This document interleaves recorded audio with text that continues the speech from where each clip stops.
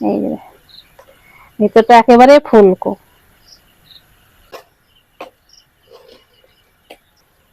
আর চপের কালারটাও ধর কত সুন্দর, কোনো রকম কালার দিইনি আমি।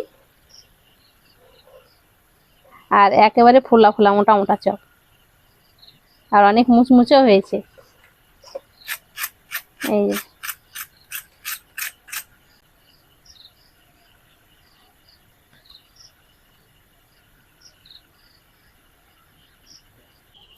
আসসালামু আলাইকুম, মেহেক কিচেনে আপনাদের সবাইকে স্বাগত। আজকে আমি রমজান ইফতারে দারুণ মজার একটা আলুর চপ বানিয়ে দেখাবো, যেটা হবে একেবারে মুচমুচে, খেতেও কিন্তু দারুণ হবে। আর বানানো খুবই সহজ, খুব সহজভাবে দেখাবো। তো ভিডিওটা প্রথম থেকে শেষ পর্যন্ত দেখবেন। তো প্রথমে আমি আলুর পুরটা রেডি করব, তার জন্য কড়াইটা চুলোতে বসিয়ে দিয়েছি। কড়াই দিয়ে দিচ্ছি অল্প একটু তেল। তেলটাকে ভালো করে গরম করব। তেলটা গরম হয়ে গেছে, এবার দিয়ে দিচ্ছি 3টে শুকনো লঙ্কা।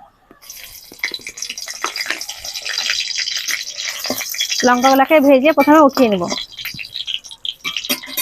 অনেকেই ভাবে যে আলুর চপ বাড়িতে বানালে একদম দোকানের মতন হবে না, কিন্তু আমি যেভাবে দেখাবো আপনারা একবার এইভাবে বানিয়ে দেখবেন, খেতে কিন্তু দারুণ হবে, দোকানের থেকেও ভালো হবে, আর অনেকক্ষণ পর্যন্ত মুচমুচে থাকবে।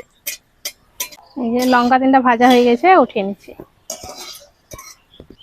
এবার দিয়ে দিচ্ছি 4 চামচের হাফ চামচ 5 ফোড়ন।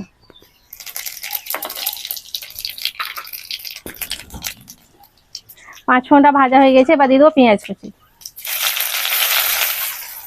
পেঁয়াজটাকে লাল করে ভেজে নিব।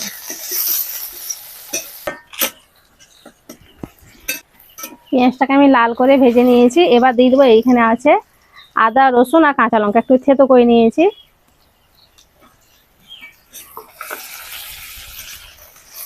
কাঁচা লঙ্কা আদা রসুন যদি একটু থেতো করে দেওয়া হয়, দেখবেন বাটার থেকে এটা বেশি ভালো লাগে খেতে।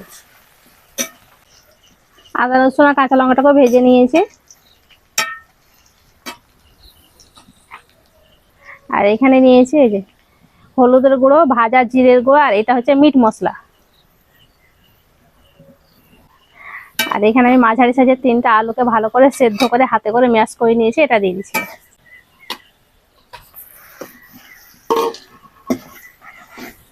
এবার দিয়ে দেবো স্বাদ মতো লবণ।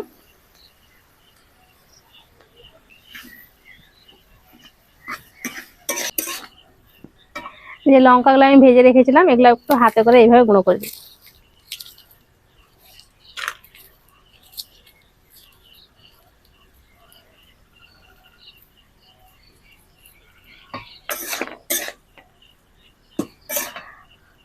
দিচ্ছি ধনে পাতা কুচি।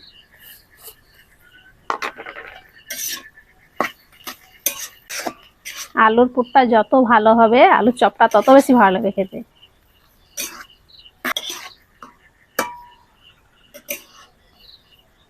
এবার একটা বাটিতে উঠিয়ে নিই।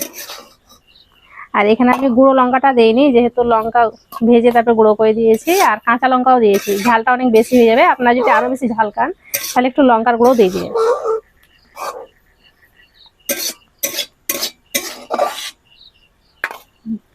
এবার আলুর পুরটাকে ভালো করে ঠান্ডা করে নিতে হবে। এদিকে ঠান্ডা হতে থাক। এবার আমি আলু চপের জন্য বেসনের ব্যাটারটা ঘুলবো। তার জন্য এখানে দিয়ে দিচ্ছি আমি 150 গ্রাম মতন বেসন। আর যখনই মানে কোনো কিছু বেসনের ব্যাটার বানাবেন, বেসনটাকে একবার চেলে নেবেন, তাহলে পরে বেশি ভালো হবে। বেসন অনেক সময় গোটা গোটা বেঁধে থাকে। এবার দিয়ে দিচ্ছি 4 চামচের 2 চামচ চালের গুঁড়া। এটা দেওয়ার কারণে আলুর চপটা অনেক বেশি মুচমুচে থাকবে।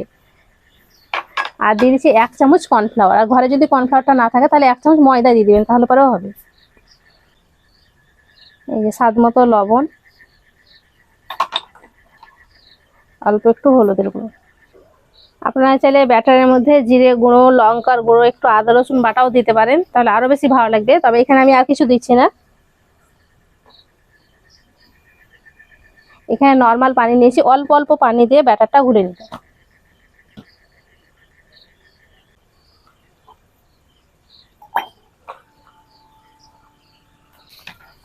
আর চপটা কিভাবে সংরক্ষণ করবেন সেটা আপনাদেরকে বলে দেবো, আর বেসনের ব্যাটারটাও কিভাবে সংরক্ষণ করবেন সেটাও বলে দেবো।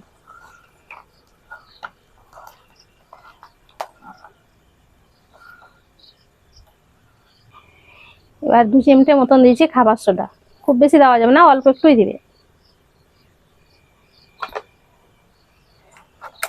এবার খুব ভালো করে ফেটে নিতে হবে।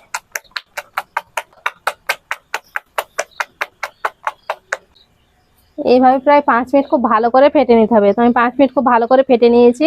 এবার বেসনের ব্যাটারটা আপনাদের দেখাচ্ছি যে কেমন হবে।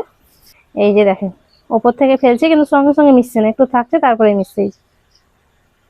একটা আঙুলে দেখাচ্ছি, দেখেন আঙুলটা কত সুন্দরভাবে কোট হয়ে আছে, মানে বুঝতে পারছি না, আঙুল নখটা দেখেন বুঝতে পারছি না, এইরকম হবে।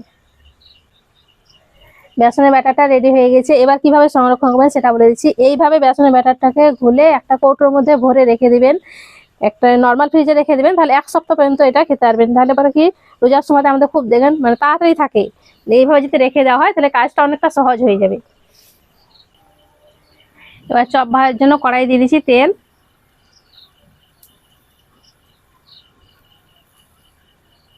এবার তেলটাকে ভালো করে গরম করব। তেলটা দিয়ে গরম হতে থাক।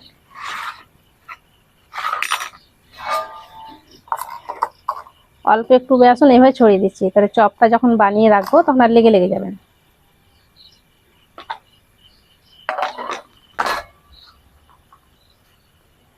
এই অল্প অল্প নিচ্ছি, হাত দিয়ে এইভাবে গোল করে একটু চ্যাপটা চ্যাপটা করে নিতে হবে।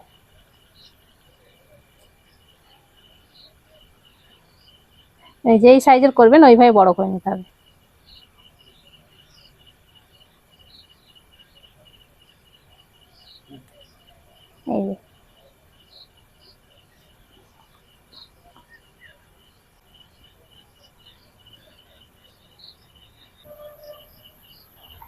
এই যে এইভাবে করে আমি কিছুটা করে নিয়েছি।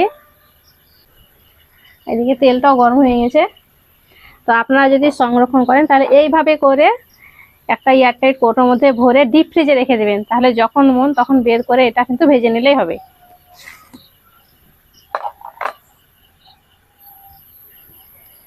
এখান থেকে একটা নিচ্ছে, বেসনের ব্যাটারে এইভাবে ডুবিয়ে দিই।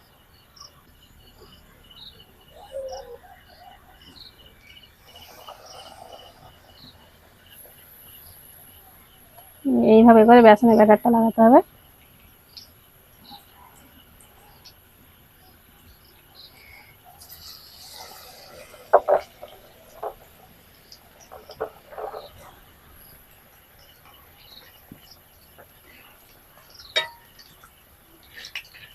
আর চপগুলো দেখেন কত সুন্দরভাবে ফুলে উঠছে।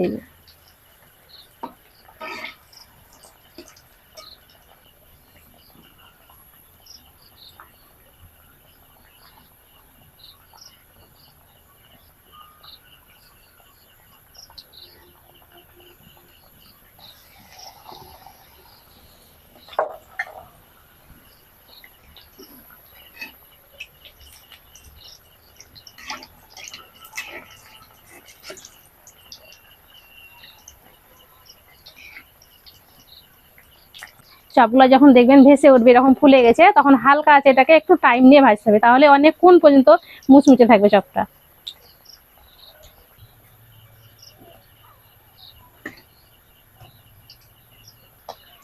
সারাদিন রোজা রেখে আমরা কিন্তু একটু কাজের ভয়ে বাজার থেকে কিনে খাই, কিন্তু বাজার থেকে না কিনে আপনি বাড়িতেই স্বাস্থ্যসম্মতভাবে চপটা বানিয়ে খাবেন। একটু টাইম লাগবে ঠিকই, কিন্তু আপনি যেটা বানাচ্ছেন নিজে বুঝতে পারছেন যে কিভাবে বানালেন, তেলটা ভালো, সবকিছু কিন্তু ভালো।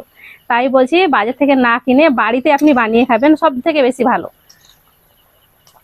আর এই যে চপটাকে এরকম লাল লাল করে ভেজে নিতে হবে। এই যে কত সুন্দর হয়েছে দেখেন, আর বড় বড় চপ একদম।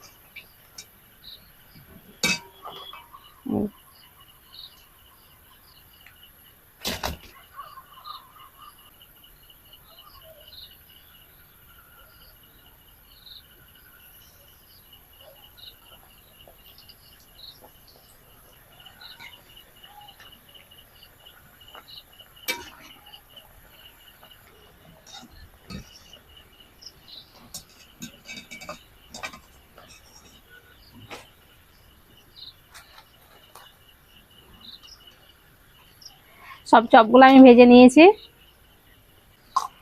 এবার দেখেন চপগুলো কত সুন্দর হয়েছে। এই যে, আর চপের কালারটাও দেখেন কত সুন্দর, কোনো রকম কালার দিইনি আমি। আর একেবারে ফোলা ফোলা মোটা মোটা চপ, আর অনেক মুচমুচেও হয়েছে। এই যে অনেকক্ষণ ভাজা হয়ে গেছে, তো বোঝেন কতটা মুচমুচে। সব চপগুলো এরকমই মুচমুচে আছে। এটা ভেঙে দেখাচ্ছি। এই যে ভিতরটা একেবারে ফুলকো, আর পুরটাও দেখেন কত সুন্দর আছে, একদম গলে যায়নি।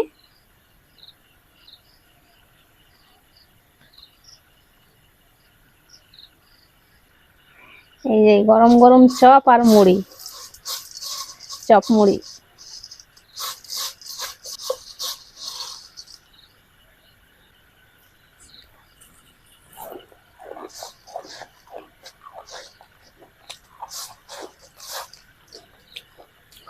গরম গরম চপ মুড়ির সঙ্গে খেতে কিন্তু দারুণ লাগছে।